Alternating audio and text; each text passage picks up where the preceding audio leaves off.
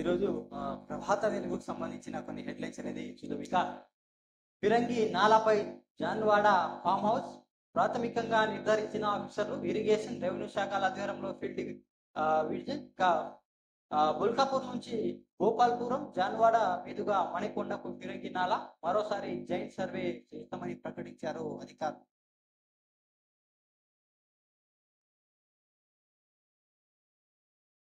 ఇక ICC chairman గా Jay Shah ICC కొత్త చైర్మన్ గా జైషా ఎన్నిక అయ్యారు. బీసీసీఐ సెక్రటరీగా పనిచేస్తున్న ఆయన డిసెంబర్ 1న కొత్త బాధ్యతలు స్వీకరించి ఉన్నారు. ఇక దీంతో ఇండియా తరఫున అత్యున్నత పదవిలో చేపట్టిన 5వ వ్యక్తిగా జైషా రికార్డు ఎక్కారు.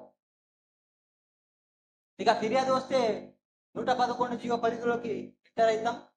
ప్రతిపక్షాలే మా టార్గెట్ అనేది ఉత్తమ మాటలు, మాకు ఎవరు టార్గెట్ కాదు, చెరువులు కాపాడుకోవడమే మా లక్ష్యం. ఇప్పటికే 2 నెలల రిపోర్టు రిలీజ్ చేశాం. ఆ రిపోర్ట్ లో అన్ని పార్టీలు చెందిన వారు ఉన్నారు. కాంగ్రెస్, బీజేపీ, ఎంఐఎం వాళ్ళు ఎక్కువ ఉంటే బీఆర్ఎస్ నుంచి ఒక్కరే ఉన్నారు అన్నట్టు రంగనాథ్ వివరాలు వెల్లడించడం జరిగింది హైడ్రా కమిషన్. ఇక హైడ్రాకు ఎక్స్, ట్విట్టర్ లో మెయిల్, వాట్సాప్ ద్వారా నేరుగా ఫిర్యాదు చేయవచ్చు. మొన్నటి వరకు డైలీ 50 నుంచి 60 వరకు వచ్చాయి, కానీ ఇప్పుడు లెక్కలేదు, వేలలో ఫిర్యాదులు వస్తున్నాయి. అన్నిటిపైన విచారణ జరిపి అక్రమాలు తెలితే చర్యలు తీసుకుంటామంటూ ఆయన వెల్లడించడం జరిగింది. ఇక హైడ్రాపై హైకోర్టు బడబాబులు, ఇప్పటికే 200 పైగా పిటిషన్లు. మొన్న జాన్వాడ ఫామ్ హౌస్ పై కేటీఆర్ మంత్రులు.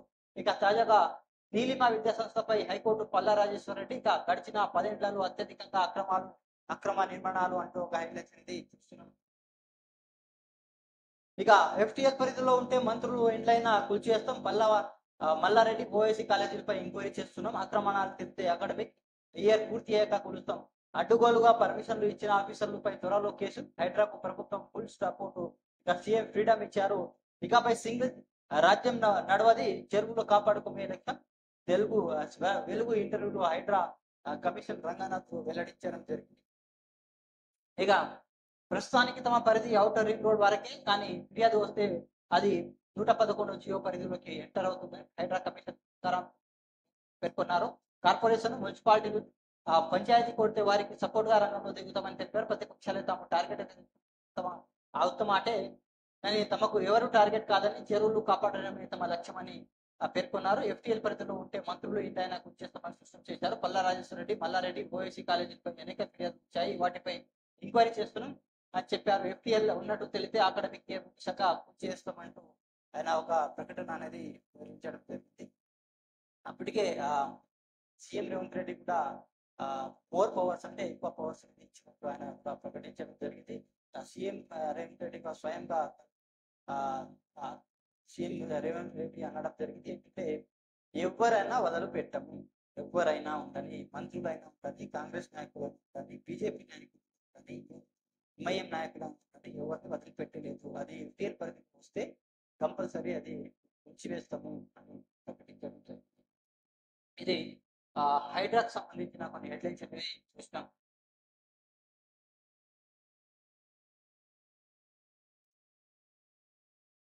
ఇక రేషన్ హెల్త్ కార్డుల కోసం ప్రజాపాలన సెప్టెంబర్ 15 నుంచి 10 రోజుల పాటు నిర్వహణ. CM Revanth Reddy health digital కార్డులు గ్రామాల్లో శిబిరాలు ఏర్పాటు.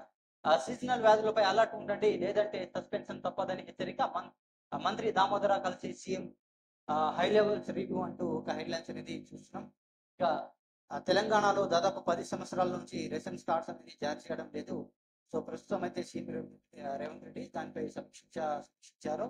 సో సెప్టెంబర్ నుంచి, వచ్చే నెల సెప్టెంబర్ నుంచి 17 నుంచి 10 రోజుల పాటు ప్రతి గ్రామాల్లో శిబిరాలు కూడా ఏర్పాటు చేస్తామని ఆయన ప్రకటించడం జరుగుతుంది.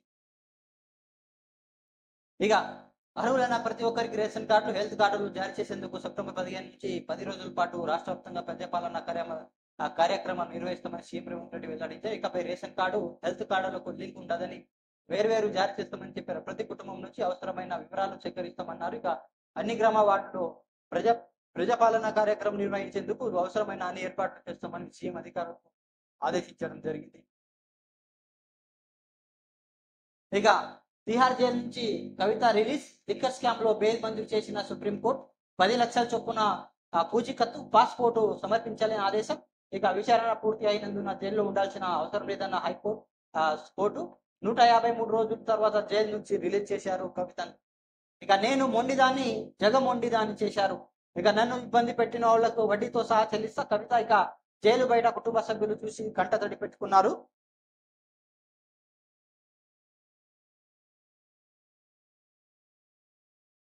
ఇక కవిత బెయిల్ పై పొలిటికల్ హాట్ అంటూ ఒక హెడ్లైన్స్ అని చూసాం. ఇంకా బీజేపీ బీఆర్ఎస్ కుమ్ముకుతోనే PCC working president Mahesh Kumar Goud ఆ రాష్ట్ర ఆ రెండు పార్టీలు విలీన ప్రక్రియ మొదలు కాబోతున్నట్టు మహేష్ కుమార్ గౌడ్ వెల్లడించడం జరిగింది. ఈయన పిసిసి రేస్ కూడా ఉన్నట్టు రేపు రేపు అధికారికంగా రేపు వివరాలు అనేది ప్రకటించే అవకాశం ఉంది. ఇక ఇది బీఆర్ఎస్ కాంగ్రెస్ విజయం. కవిత బెయిల్పై కేంద్ర మంత్రి బండి సంజయ్ కాంగ్రెస్ బీఆర్ఎస్ నిర్ణయమే తర్వాయి ఆయన కామెంట్ అనేది ఇక కేటీఆర్ న్యాయమే గెలిచింది, సుప్రీంకోర్టు తీర్పుని తప్ప పడతారా? కేటీఆర్ బండి వాక్యాలపై కోర్టు ధిక్కారమని ట్వీట్ చేశారు కేటీఆర్. ఇది కవితకు సంబంధించిన బెయిల్ సంబంధించిన కొన్ని కామెంట్స్ అనేది చూస్తాం. ఇక చేపకు వెళ్లి ముగ్గురు మృతి. చేపకు వేటకు వెళ్ళిన ముగ్గురు అన్నదమ్ములు వాగులో మునిగి చనిపోయారు. తమ్ముడికి కాపాడే విక్రమంలో అన్న గల్లంతే మృత్యువాత పడ్డారు. ఆదిలాబాద్ జిల్లా పోచర్ల శివారులో మంగళవారం ఈ ఘటన చోటు చేసుకుంటూ ఒక హెడ్లైన్స్ అనేది. ఇక బీసీ కమిషన్ ఏర్పాటు సీఎం గ్రీన్ సిగ్నల్ 1-2 రోజులు అధికార ప్రకటన. ఈ నెల 31న ముగిన గడుపు. ఇక చైర్మన్ రేసులో ఓపిశెట్టి నిరంజన్ ముగ్గురు సభ్యులు నియమించే అవకాశం ఒక హెడ్లైన్స్ అనేది చూస్తున్నాం. ఇక గోషామాయిలో ఉస్మానియాకు కొత్త బిల్డింగ్, 32 ఎకరాలు హాస్పిటల్ నిర్మాణం. ఇక 22 జిల్లా సమస్య బిల్డింగ్ ఎకరం జోపస్థానం. ఇక వచ్చే ఏడాదిలో పూర్తి. 15 నర్సింగ్ కాలేజీలు భవనాలు ఈసారి అద్దె భవనాలు నిర్వహించేలా ఏర్పాట్లు చేస్తామని సీఎం అనేది ప్రకటించడం జరిగింది.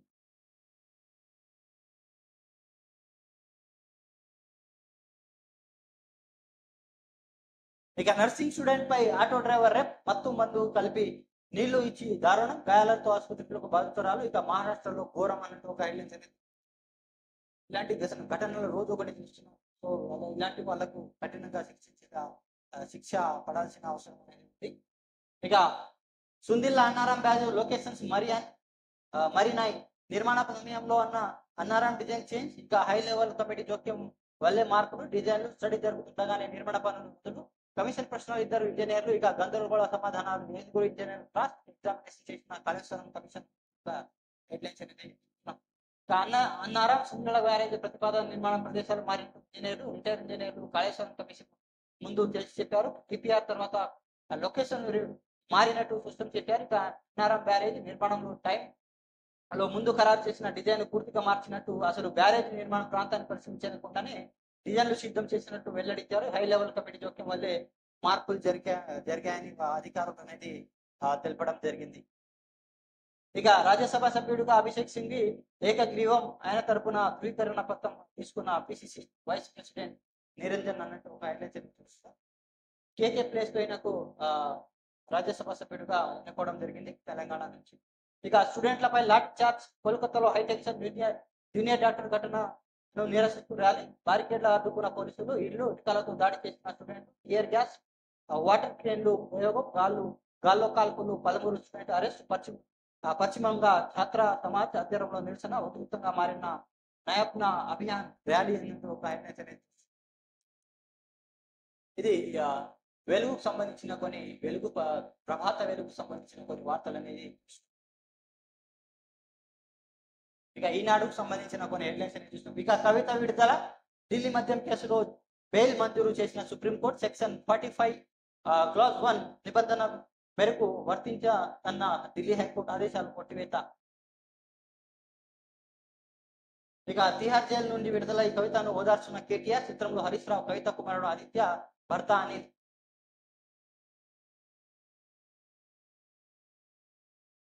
ఇక ఢిల్లీ మద్యం కేసులో భారత ఎమ్మెల్సీ కే కవిత ఉరట లభించింది. ఆమెపై ఈడీ, సిబిఐ నమోదు చేసిన కేసులో సుప్రీంకోర్టు బెయిల్ మంజూరు చేసింది. మంగళవారం జరిగిన సుదీర్ఘ విచారణ అనంతరం justice BR Gavai, justice K Viswanathan కూడిన ధర్మాసనం మేరకు ఉత్తర్వులు జారీ చేసిన అనంతరం రాత్రి 9:11 గంటలకు తిహార్ జైలు నుంచి ఆమె విడుదలయ్యారు. విచారణకు సందర్భంగా పిఎంఎల్ఏ చట్టంలో సెక్షన్ 45(1) లోని నిబంధనలను అనుసరించి ఎలాంటి కేసులు మహిళలను ప్రత్యేక కేటగిరీగా చూడాలని కోర్టు ధర్మాసనం స్పష్టం చేసింది.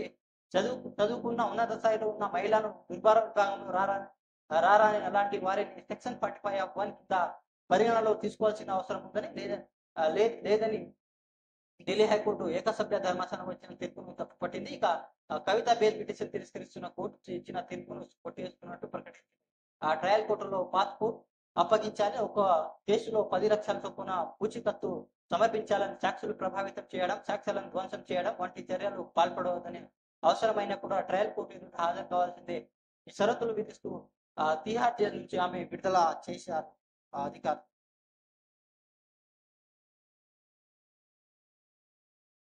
ఇక బెయిల్ పై మంటలు భాజపా భరోసా కుమ్మకుమతోనే కవిత విడుదల కాంగ్రెస్. ఇక ఆ వాక్యాలు ఉపసంహరించుకోవాలనుకున్న భరోసా. ఇక ఇది భరోసా కాంగ్రెస్ సమిష్ట విజయానికి సంజయ్ పై సిబిఐకి ఎక్స్ ద్వారా కేటీఆర్ ఫిర్యాదు చేశారు. కేసీఆర్ భరోసా మరింత దుర్భేద్రం చేశారు. నా పరిస్థితి కేవలం రాజకీయాల్లో కారణం, వాటి వల్లే నన్ను జైల్లో వేసినట్టు దేశం మొత్తానికి తెలుసు. మేము పోరాటం యోధులం, ఎప్పటికప్పుడు పోరాడతాం, నిర్దోషత్వాన్ని నిరూపించుకుంటాం. నేను తెలంగాణ పెట్టాను, కేసీఆర్ కుమార్తెను తప్పు చేసే ప్రసక్తి లేదు. నేను మొండిదాన్ని, మంచిదాన్ని, అనవసరంగా జైలు పంపి నన్ను జగమొండిదాన్ని చేసిండ్రు. ప్రజాక్షేత్రం నిబంధనతో గట్టిగా పనిచేస్తా, అందరి కోసం నిలబడి ఉంటా. మేము న్యాయపరంగా రాజకీయ పోరాటం, నన్ను జైలు పంపి కేసీఆర్ భారత మరింత దుర్భేదృశ్యం చేశారన్నట్టు జైలు నుంచి విడుదలగానే కవిత అనేది వ్యాఖ్యానించడం జరిగింది.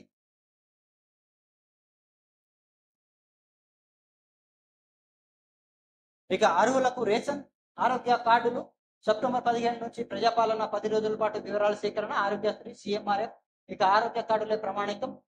ప్రజల ఆరోగ్యంతో చెలగటమాడితే చర్యలు తప్పవు. డెంగీ జ్వరాలు నివారణకు చర్యలు చేపట్టాలి. ఉన్నతాధికారులతో సమీక్ష ముఖ్యమంత్రి సీఎం రేవంత్ రెడ్డి అన్నట్టు ఒక ఇక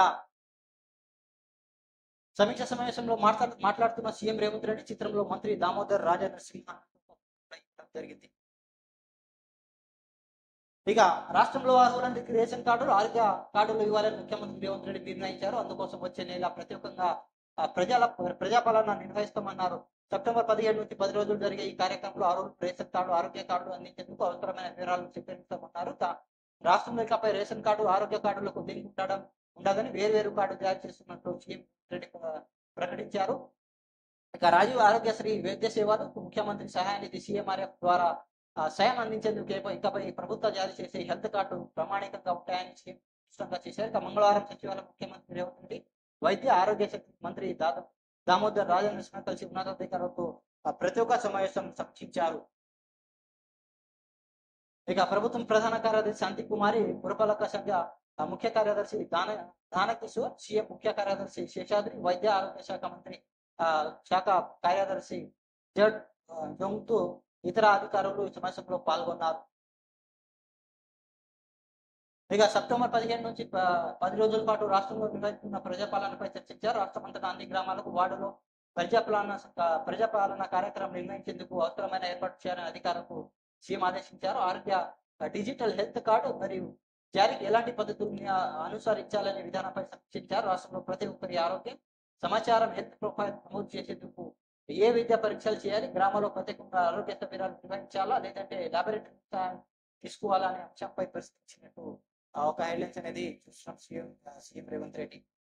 ఇక సీజనల్ వ్యాధుల పట్ల అప్రమత్తంగా ఉండాలి. గ్రేటర్ హైదరాబాద్ తో పాటు అన్ని పట్టణాలు, గ్రామాలు దోమల నిర్మాణాన్ని ఫాగింగ్ స్ప్రే వంటి చర్యలు ముమ్మూరం చేయాలి. GHMC పరిధిలో అన్ని ప్రాంతాలకు ఫాగింగ్ క్రమం తప్పకుండా నిర్వహించాలి. ఎప్పటికప్పుడు అధికారులు క్షేత్రస్థాయి తనిఖీలు చేపట్టాలి. పనిచేయని ఉద్యోగులు ఆరోగ్య పరిరక్షణ చేపట్టే చర్యల పట్ల ఉదాసీనంగా వ్యవహరించకపోతే వారిని సస్పెండ్ చేయాలి అన్నట్టు సీఎం రేవంత్ రెడ్డి వార్నింగ్ కూడా ఇవ్వడం జరుగుతుంది. అధికారులు ఫాగింగ్ అనేది చేయాలి కంపల్సరీ. ఎందుకంటే వారానికి 2 రోజులైనా ఫాగింగ్ చేయాలి.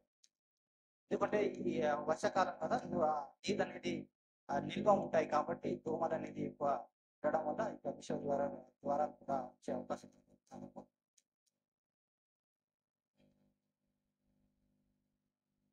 ఇక గోషామైలోనే ఉస్మానియా ఆసుపత్రి 32 ఎకరాల భవనాల నిర్మాణం వచ్చే ఏడాదిలో 15 నర్సింగ్ ఇక కాలేజీలు భవనాలు స్పీడ్ సమక్షంలో ముఖ్యమంత్రి రేవంత్ రెడ్డి తెలంగాణ తల్లి విగ్రహాన్ని భూమి పూజ చేశారని ఒక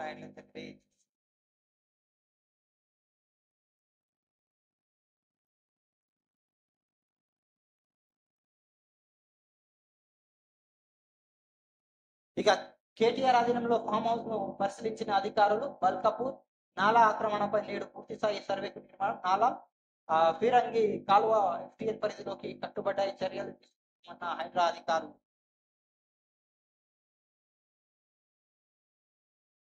రంగారెడ్డి జిల్లా శంకర్పల్లి మండలంలోని జాన్వాడ గ్రామ పరిధిలోని భరోసా కార్యనిర్వహణ అధ్యక్షుడు కేటీఆర్ అధీనంలో ఉన్న ఫామ్ హౌస్ తో పాటు సమీప ప్రాంతాల్లో రెవెన్యూ ఇరిగేషన్ శాఖల అధికారులు మంగళవారం పరిశీలించారు. రంగారెడ్డి జిల్లా కలెక్టర్ కె శశాంక్ ఆదేశాల మేరకు బుల్కాపూర్ నాలా పరివాహక ప్రాంతాలను సర్వే చేశారు. ఫామ్ హౌస్ సమీపంలోని బుల్కాపూర్ నాలా ఫిరంగి కాలువల ప్రభావం తీరును పరిశీలించారు. రెవెన్యూ ఇరిగేషన్ రికార్డు ప్రకారం వాటి పరిమాణం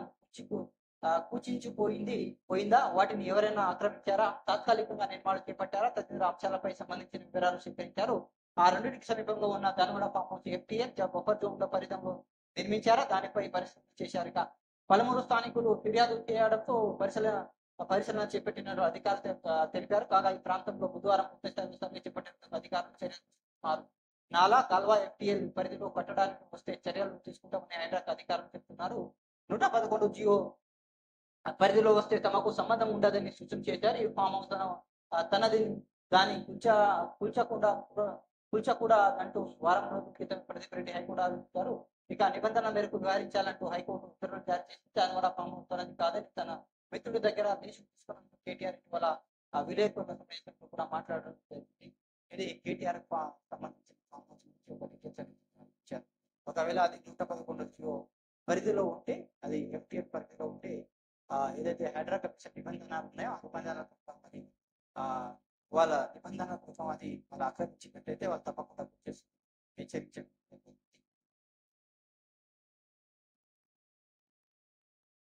ఇక ఏఐసిసి చైర్మన్ గా చేసా ఏకగ్రీవంగా ఎన్నిక అంటూ హెడ్లైన్స్ అనేది చూస్తున్నాం. ఈయన క్రికెటే ఆడలేదు, ఈయనకు ఏఐసిసి చైర్మన్ గా ఇచ్చారు. ఇక పారా సంబరం పారిస్ లో నేటి నుంచి పారా ఒలింపిక్స్. ఇక కోల్కతాలో తీవ్ర ఉద్రిక్తత, సచివాలయం ముట్టడి, హింసాత్మకం అనేది చూస్తున్నాం. ఇక స్పాట్ కౌన్సిలింగ్ పై వెనుకడు, ఈసారి కళాశాల యాజమాన్యాలకి భర్తీ బాధ్యత అప్పగించిన విద్యాశాఖ. స్పాట్ అడ్మిషన్స్ అనేది ఉండవంట. ఇక బీటెక్ లో డైరెక్ట్ మేనేజ్మెంట్ కోట కిందనే వాళ్ళు భర్తీ చేస్తున్నట్టు ఒక హెడ్లైన్స్ అనేది చూస్తుంది. ఇక రాష్ట్రంలో కన్వీనర్ కోట కింద మిగిలిపోయిన సీట్లకు స్పాట్ కౌన్సిలింగ్ ద్వారా తమ అదృశ్యంలోనే భర్తీ చేస్తామని విద్యాశాఖ చివరకు వెనక్కి తగ్గింది. గతంలో మాదిరిగా ఈసారి కూడా కళాశాల యాజమాన్యాలకు అప్పగించి స్పాట్ ప్రవేశాలకు మంగళవారం షెడ్యూల్ జారీ చేసింది. ఫలితంగా కొన్ని కళాశాల రూపాయల కోట్లు రాబట్టుకునేందుకు అవకాశం ఇచ్చినట్టు మొత్తం 10,999 సీట్లు మిగిలిపోయాయి. 2 లేదా 3 కోట్ల డిమాండ్ ఉన్న బ్రాంచ్ సీట్లు కూడా భర్తీ కాకుండా ఉన్నాయని చూస్తుంది. బీటెక్ సంబంధించిన కొన్ని హెడ్లైన్స్ అని చూస్తున్నాం. కొన్ని సీట్లు అయితే మిగిలినాయి, వాటికి స్పాట్స్ అడ్మిషన్స్ ఉంటాయన్నమాట. ఆ స్పాట్ అడ్మిషన్స్ అనేది ఆ కాలేజీ వాళ్ళే నిర్వహించుకోవాలని విద్యాశాఖ కూడా వాళ్ళకు అవకాశం ఇచ్చింది.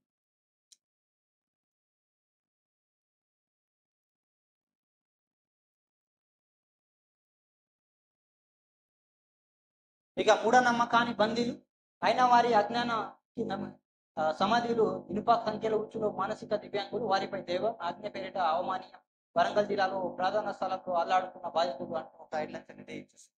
So thanks for watching RM News. Please subscribe my channel, like, comment and share. Thank you. Thanks for watching RM News.